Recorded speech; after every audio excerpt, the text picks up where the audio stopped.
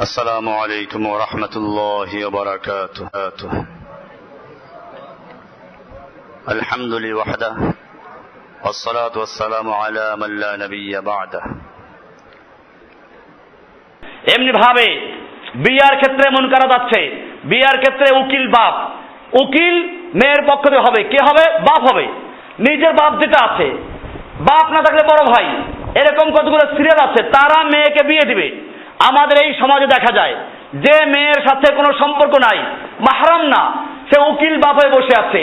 পরবর্তীতে দেখা যায় এই উকিল বাপ মাশাআল্লাহ ওই মেয়ের সাথে দেখা সাক্ষাৎ মেয়ে হয়ে গেছে। এর ভিত্তি ইসলামে হারাম। যেই মেয়ের সঙ্গে মাহরামিয়াতের সম্পর্ক নাই, 14 জনের মধ্যে পড়ে নাই, তুমি উকিল বাবার যে বাপ হও না কেন, তোমার ধর্মবাপ, গ্রামগঞ্জ ধর্মবাপ, বাপ ডাকে ধর্মবাপ হয়ে গেছে। উকিল বাপ শহরে এই সমস্ত বাপের কোনো অধিকার নেই দেখা করার। এমনি ভাবে দেখা যায় ছেলের উকিল, উকিল বাপ হয়ে যাচ্ছে। এই সমস্ত ভিত্তি ইসলামে নেই।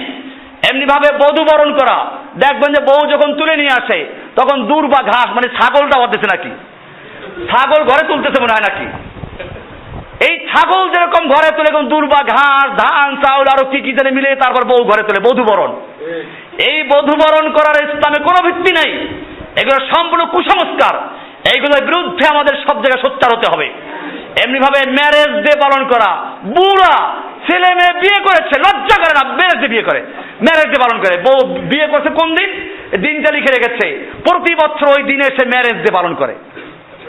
ইসলামে এই সমস্ত ম্যারেজ ডের কোনো ভিত্তি নেই।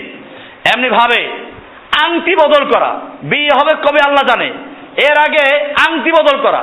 বিয়ের জন্য বিয়ের আগে যতটুকু প্রয়োজন দেখা যাবে, বিয়ের জন্য যতটুকু প্রয়োজন একটা মেয়েকে যাচাই করতে, শুধু অতটুকুই দেখা যাবে। এরপরে তার সাথে বন্ধুত্ব করা, প্রেম করা, এগুলো জায়েজ নেই, সম্পূর্ণ হারাম। মেয়েরা বিয়ে করার আগে কি করে, এটা নাকি জায়েজ প্রেম, কেউ বলে পবিত্র প্রেম, এটা শরীয়তে উপহাস করা। বিবাহের পূর্বে কোনো প্রেম নাই, বিবাহ করার জন্য যতটুকু দেখা যায় অতটুকু দেখা যাবে। এছাড়া আমি একদিন এক ভাইকে দেখলাম, মাশাআল্লাহ, আমাদের এই দিনী ভাই, লেক পার্টি যাচ্ছিলাম তাড়াতাড়ি যাওয়ার জন্য, দেখি যে মাশাআল্লাহ গল্প করছে মেয়ে একটার সাথে। এগুলো কি? এগুলো সহজ জিনিস না। আপনারা এগুলো বর্জন করবেন। আপনারা কিসের দিন কায়েম করবেন? আগে নিজের ভিতরে দিন কায়েম করেন। 3.5 হাত পৃথিবী আপনার ভিতরে আছে, এই 3.5 হাত বডি, 3.5 হাত পৃথিবী, এইখানেই আপনি দিন কায়েম করতে পারছেন না, তাহলে বাইরে কেন দিন কায়েম করবেন? এই জন্য দিন ভিতরে কায়েম করতে হবে।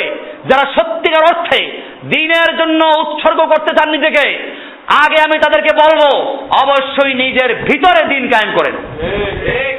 আপনি নিজের ভিতরের পৃথিবীতে দিন কায়েম করেন, বাহিরের পৃথিবীতে দিন কায়েম করার জন্য আল্লাহ আপনাকে কবুল করবেন ইনশাআল্লাহ। আর আপনি ভিতরে দিন কায়েম করতে না পারেন, আপনি খামাখা সময় নষ্ট করছেন। যাই হোক, বলছিলাম এরকম ভাবে বিবাহের কোনো প্রেম নাই। আমাদের যুবক ভাইদেরকে সাবধান করে দিচ্ছি, খবরদার শয়তানের ধোঁকা করবেন না। যত বড় দিনই বড় হোক না কেন, তাদের সাথে একান্তে কোনো সময় একাত্র হবেন না। এমনি ভাবে বন্ধু বান্ধব, দেব দেওর, এদেরকে বউ দেখানো, বউ দেখায় সবাইকে মিলে। মেয়ে বড় হলে পরে বিয়ে দেয় না, যদি এখনো বড় হয় নাই, ছেলে চাকরি করুক, বন্ধুত্ব করুক। অনেক বড় বড় ফ্যামিলিতে আছে, বিয়ে দিতে রাজি না, ছেলের সাথে ঘুরতে দিতে রাজি। এই সমস্ত মুনকারাত, কুসংস্কার, এগুলোর বিরুদ্ধে আমাদের কাজ করতে হবে। এমনি ভাবে বিয়ের অনুষ্ঠানে, বিয়ের আগে যখন কাজী যায়, কাজী বউ দেখতে হবে তার। বিয়ের যতগুলো কাজী এরা বউ না দেখলে বিয়ে করতে পারে না। বউটা দেখতে না পারলে কেমন হইলো? সাক্ষী ধরে নিয়ে তারপর যায় কোথায়? মেয়ের কাছে, মেয়ের এজেন্ট আনার জন্য। মেয়ের এজেন্ট আনার জন্য বাপ উকিল আছে, উকিল, ওই উকিল বাপ না, আবার উকিল বাপ না, বরং কে? নিজের বাপ, পিতা, অত বড় ভাই, অর্থাৎ যে অলি, অলি অনুমতি নিয়ে আসবে, সে প্রস্তাব করবে, ছেলে কবুল করে বিয়ে হয়ে যাবে সাক্ষীর সামনে। এখানে মেয়ের হাজির হওয়ার কোনো সুযোগ নেই। এখন মেয়ে দেখতে হবে, এরপরে কাজী যদি বিয়ে দেখতে না, বউ না দেখতে পারে কেমনে হবে? এরপরে আরো গজব। এরপরে যখন বিয়ে হয়ে গেল, এরপরে হলে গেল, হলে তো বউ মাশাআল্লাহ, বউ আর ছেলে বসে থাকে এক জায়গায় উঁচা মঞ্চের উপরে, সবাই দেখো, বউ দেখানোর অনুষ্ঠান। এটা বউ ভাত না, এটা বউ দেখানোর। অনেক জায়গায় বড় বড় যারা, তারা আরো মাশাআল্লাহ বড় কাজ করে। করে কি? বউদের সবাই দেখতে পারে, সব জায়গার থেকে সমান দেখতে পারে, এই জন্য এখন স্ক্যানার লাগাই দেয়। হ্যাঁ, এখন স্ক্যানার লাগিয়ে দেওয়া হয়, সব জায়গা থেকে বউ দেখা যায়। ঘরে ঢুকতে হলের বাইরে দেখবেন স্ক্যানার লাগা আছে বড় আকারে, সেখানে বউ দেখা যাচ্ছে, চতুর্দিকে বউ দেখার কোনো কষ্ট না হয় যাতে খাবেন আর বউ দেখবেন। এই সমস্ত কুসংস্কার বর্জন করা উচিত আমাদেরকে। আমি এগুলো বলছি বড় আক্ষেপ নিয়ে, আমাদের ভাইদের মধ্যে এগুলো সারতে পারে না এখনো, ইল্লা মান হাফিজাহুল্লাহ। হ্যাঁ, সবাই আবার একরকম না। আমি সেদিন একটা বিয়ে গেছিলাম, প্রশংসা করতে হয়, গলফ ক্লাবে করেছে ঠিকই, কিন্তু আলহামদুলিল্লাহ মহিলাদের আলাদা, ছেলেদের আলাদা, দেখার কোনো সুযোগই ছিল না, দরজা বন্ধ আলাদা। এরকম করতে নিষেধ না, কিন্তু বিয়ের জন্য কিছু আনন্দ ফুর্তি করা যায়, কিন্তু তার মানে এই নয় যে ছেলে মেয়েকে একাত্র করে দেওয়া, এগুলো সুযোগ ইসলামে নাই। এমনি ভাবে মেয়ের বাড়ি শর্ত জুড়ে দেওয়া, অলিমা সুন্নাহ, ছেলে খাওয়াবে, ছেলে অলিমা খাওয়াবে, বিয়ে করেছে অলিমা খাওয়াবে। আল্লাহ রাসূল সাল্লাল্লাহু আলাইহি ওয়াসাল্লাম বলেছেন একজন সাহাবীকে, তুমি কি বিয়ে করেছো? হ্যাঁ বিয়ে করেছি। অলিমা করেছো? না তা তো করি নাই।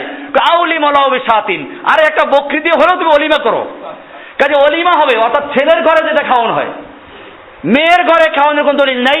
এখন মেয়েদেরকে চাপ দেওয়া হয়, এতজন মেহমান আসবে, বন্ধু বান্ধব আসবে, খাওয়াতে হবে, এগুলো আরেক বেদাত।